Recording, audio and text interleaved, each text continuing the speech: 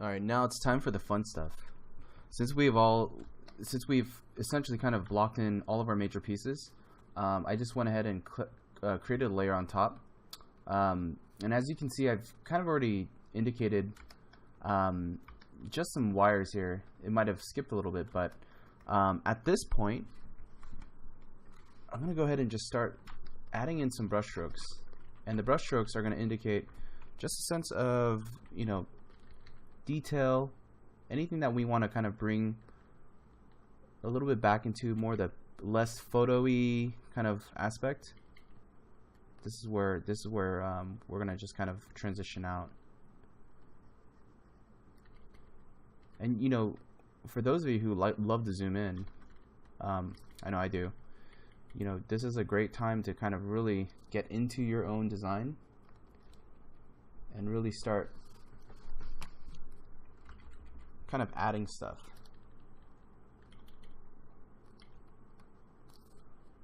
Go ahead and use a series of texture brushes. And at this point, it's just like adding more details and more things like that. So in this phase, I know I mentioned that it's about 95% done, and it is getting pretty close, especially in terms of the amount of design that we've just kind of put in. All we're really focused on at this phase is just the amount of kind of the artistry, so to speak. Because it's always fun to just kind of loosely indicate just some other details through the use of your painting, just brush strokes and selecting other little things here and there. Obviously, when we first started, it was very photo heavy, and I know that's for some of you starting this out. This might be a very new and slightly uncomfortable technique, because painting with photos, it gets a little confusing at first, just because you don't know what to expect out of it, and how to and mainly like where do you take it, how to manage all that stuff.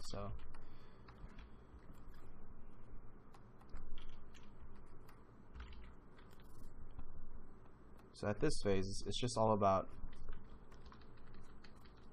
kind of adding and subtracting some areas, if that makes sense.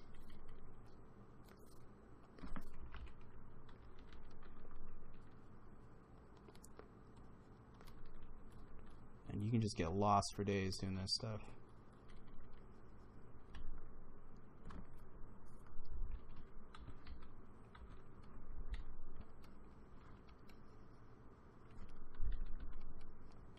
I even tend to actually even get the painting and collapse it, create a new entirely new layer, paint just an entire image collapse layer, and then from here I just kind of I like to break the details just using some smudge brushes here, just to kind of give it the perception that there's a lot more activity here going on without having the photos kind of spell everything out. And what's great about kind of breaking the edges like this is you get to color pick within the already the value range that we've established here.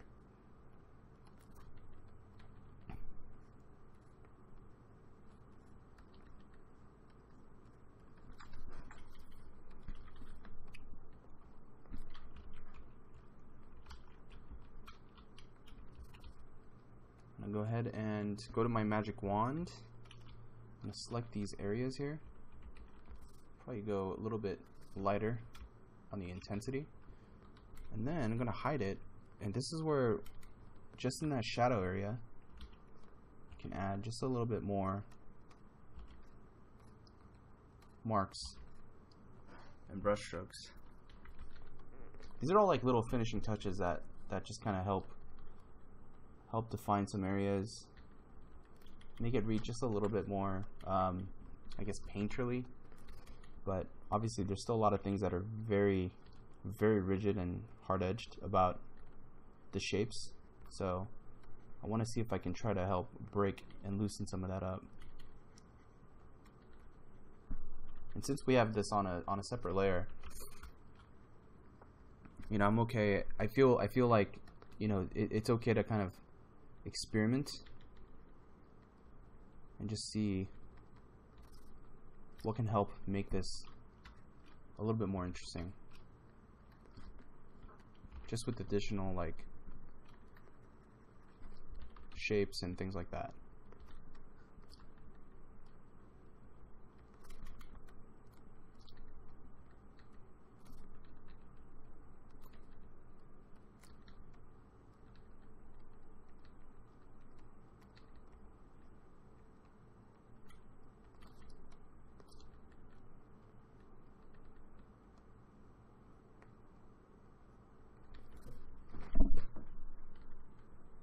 And at this point, it's just like, some of you guys might find this really boring just because there's not much going on. And it can be pretty boring just because, you know, it's like you feel like, you know, the image is already done, but at this point it's just like, it's a lot of doodling.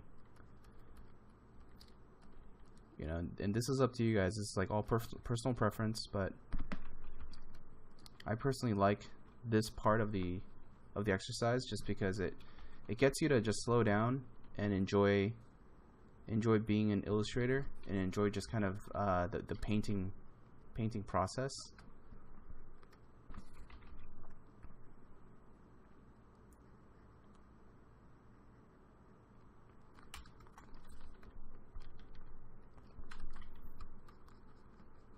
Especially when you have to paint something like really technical. I always have that mental struggle. Like, I always feel like I always get stuck at this phase.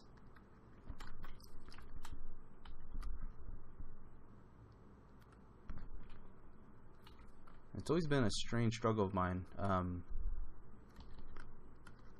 sure there's someone out there that feels the same way, but like when I paint very technical things, it's also even when I draw very technical things, it's hard to be very gestural with it, just because I think subconsciously I know that it's something that's so has to be precise up to a certain point that it's hard to be gestural with like your environments or some of the descriptions. You got the plants.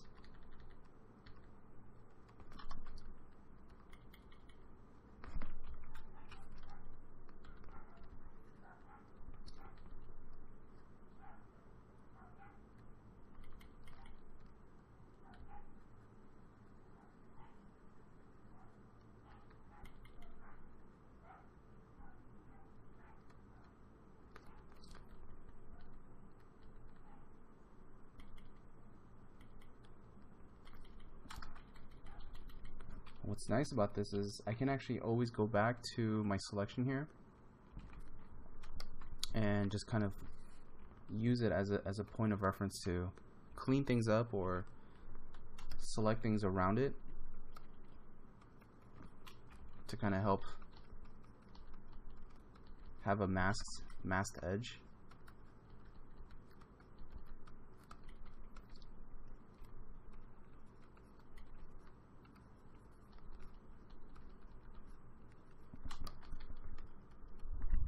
So forth. Okay, just for the ground here, I'm gonna go ahead and just make a separate layer.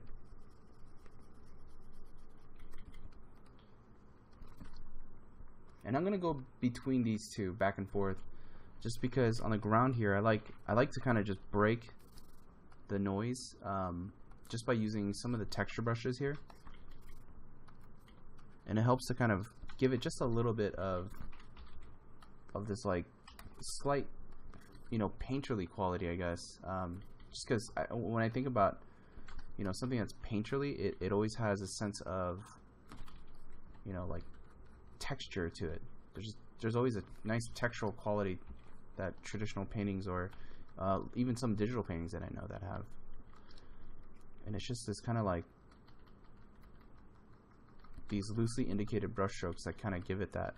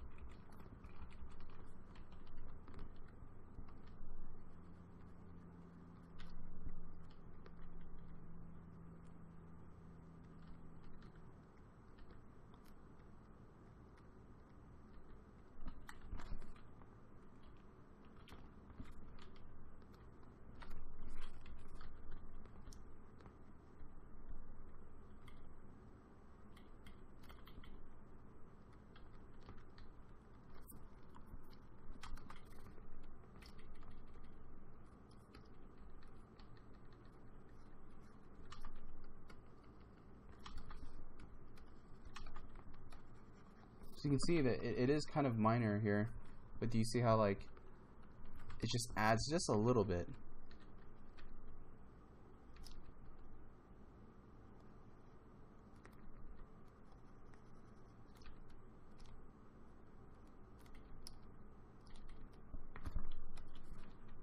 Just that extra visual.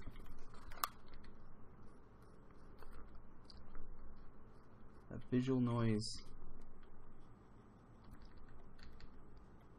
And this is something that, you know, we can do for hours, you know, and so I love to kind of keep doing this on this image, you know, whether it's outside as this demo,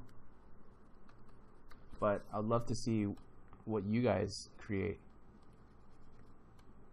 Please do share some images. I love to see like what other people create just using this technique.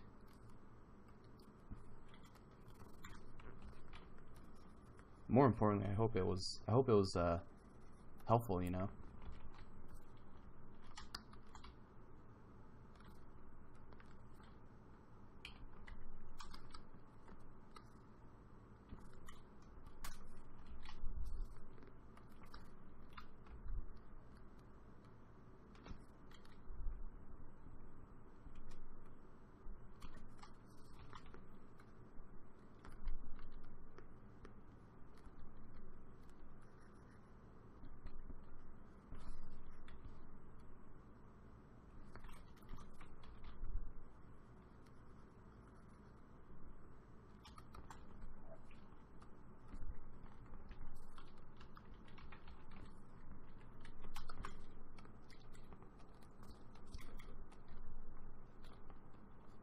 More lines here. I want to keep this relatively simple and clean, but sometimes being too simple can mean that it can look very boring, so even small little cut lines and stuff really help.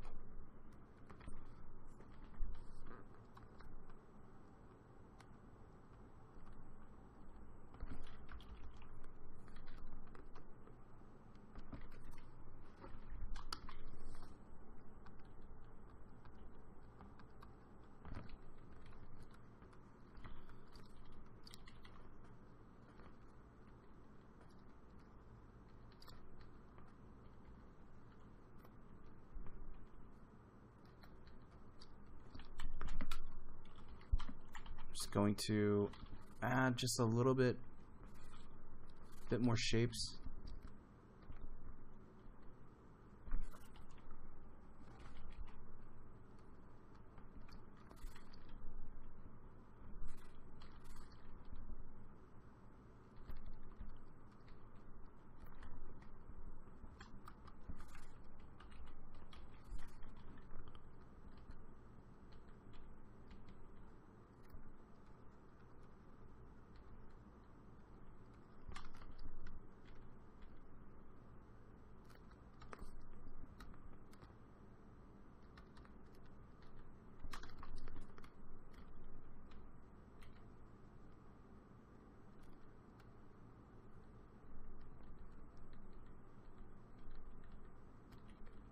it's always fun to see like what kind of other design opportunities you get just from these textures. I mean, these are all from the printer, so it's pretty cool. I mean, I hope it's cool to you guys.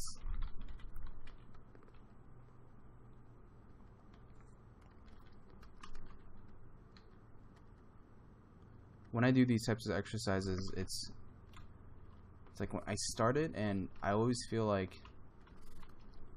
it's initially really cool in my head, you know, and then when I get to this threshold of like having to finish it, then suddenly I'm like, oh man, there's so many other ideas that are so much better. So I know like as artists we all share kind of that constant, you know, struggle of having to always want to like improve things, and then you're never satisfied.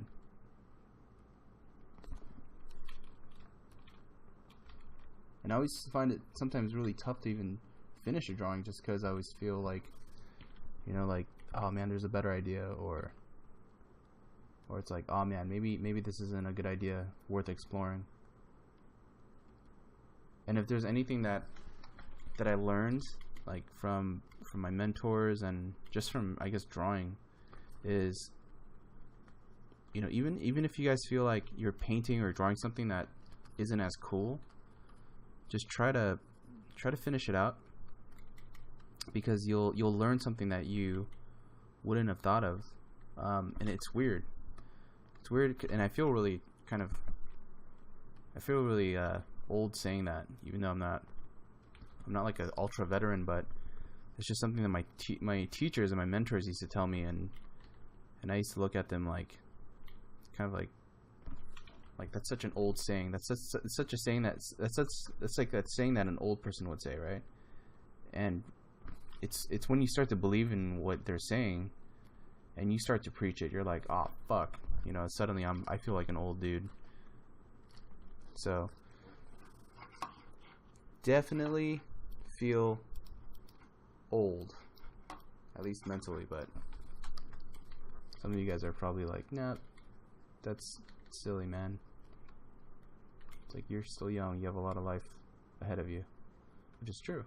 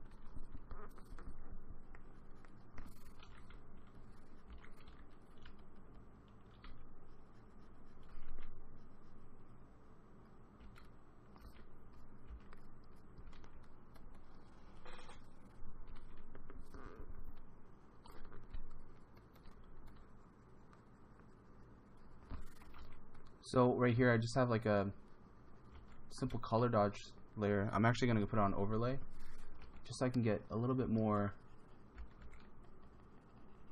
textures and brush strokes in here.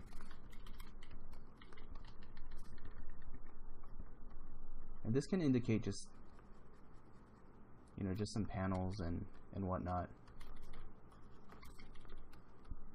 And even though I know this is like a really clean aesthetic space, I still want it to have kind of that simple, like, or not simple, but very sketchy look. Like sketchy in terms of I guess that slight, you know, it's still painted and it's not like entirely stiff and drawn out. So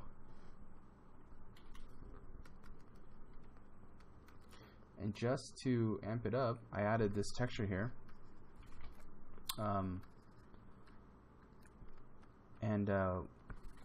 Sorry. what I did was I got this texture and I'm going to stretch it out, and I'm actually going to put this on. Let's grab some elements here before we forget. But what I was going to do is I was actually going to use this to do some extra additional textures, and it's not in the sense that I'm going to do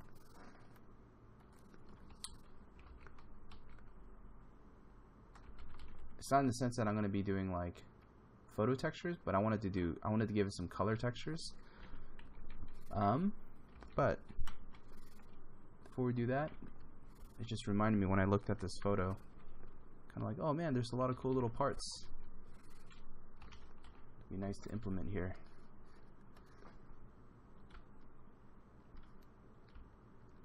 So this is cool. Like I always like these lights. These are actually really nice. Just don't know where to put them.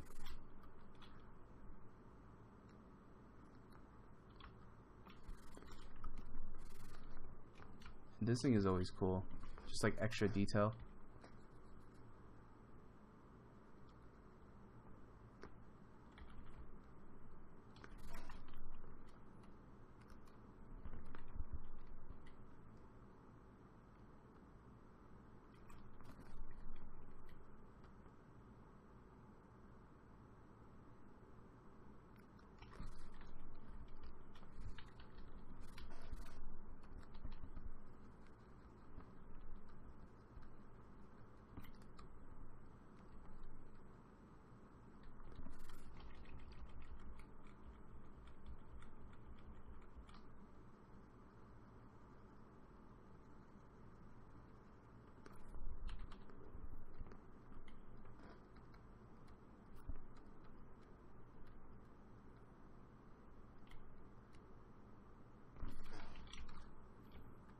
Some of this stuff in, just gives it that extra little bump of detail. Even though it might not seem like much, it actually starts to add a little bit more visual complexity.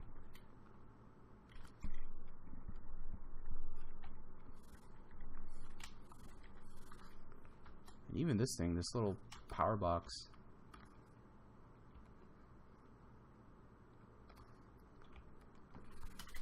This might be really interesting to add onto the floor as well. What's interesting is like when you see something, like whether it's like a texture, try to place it somewhere that you normally wouldn't see. So like if there's a power box or like a surge protector or something, like on an outlet, you know, try to change the context and stick it in, you know, in an area that it normally wouldn't belong, especially in your painting, because it starts to change the context of what it is, you know, and you start to have more visual control of what it could be. It sounds so mystical. You have the power to change the world, and you do.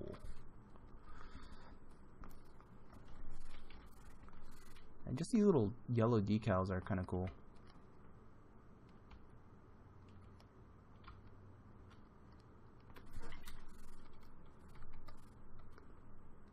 Maybe that's the thing it needs. It just needs that extra pop of color.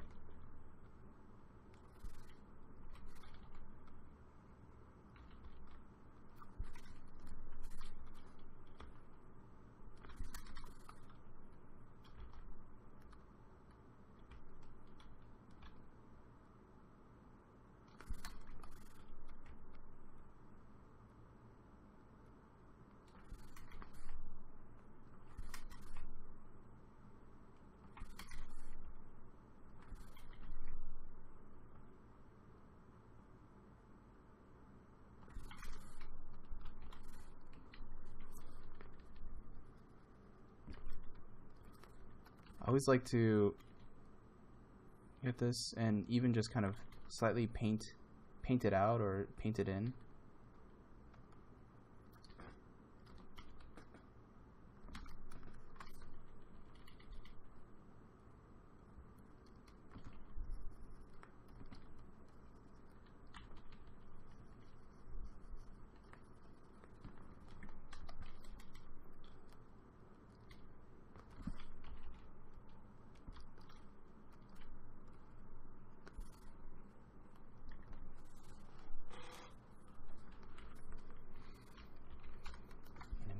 these lights to be something back here. It might be kind of cool to have lights over here. That's actually neat. Just some extra ambiguous lights. I know this one's behind the glass, so maybe for this guy we can actually slightly blur it. And then I'm just gonna kind of fuss with the edges a little bit.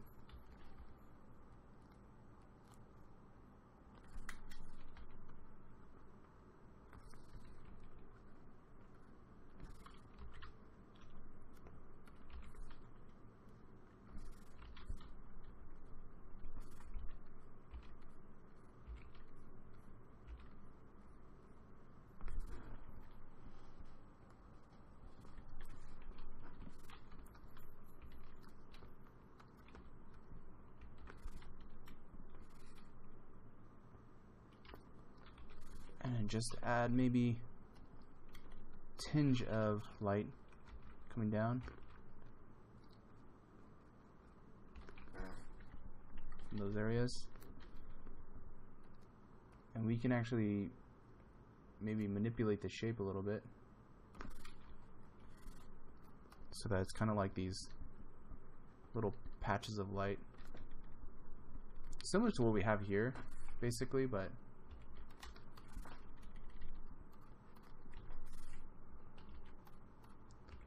you know, maybe this area is way too dark, so I'm probably just gonna add just some extra ambient light here.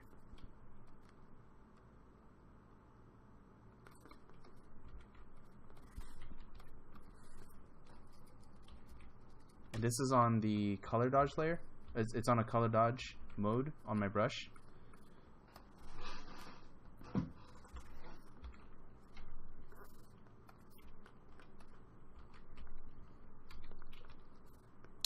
If it's getting too light and you want to darken things down, you can always go back, go on multiply, and just kind of selectively just hit just some areas.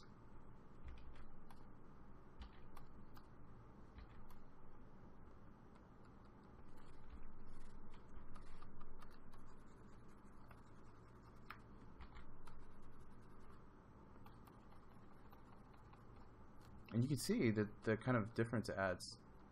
A slight extra bit of detail. Okay, so we had this layer, right? And now we stretched it out, and I'm gonna put this on soft light. And what it does, it gives me kind of this nice textural like flavor. And I'm just gonna move it around a little bit here. And this stuff, I'm just gonna drag it, squash it over here. I'm actually probably going to desaturate just a little bit so it doesn't get too much color. I just want more of the texture. I'm going to compress it a little bit, and I'm going to put this on a little mask. So that way I can go in there and I can paint in the areas that I want versus the areas that I don't want.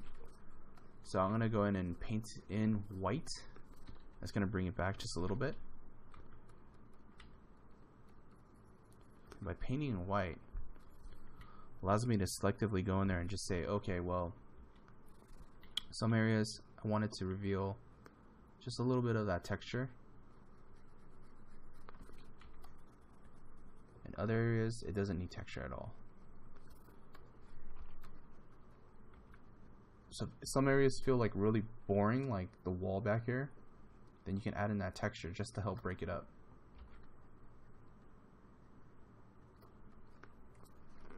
Especially up here.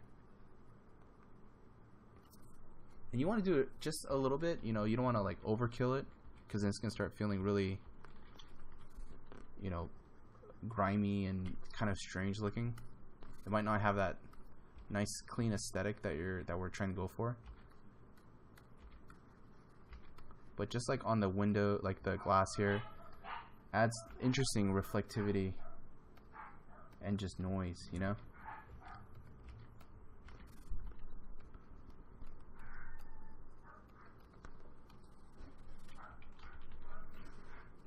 All right, so I'm about done here. So total time that this took is around 2.5 hours or so, and this is all real time. Obviously, you know, don't expect yourselves to, you know, rush a painting like this.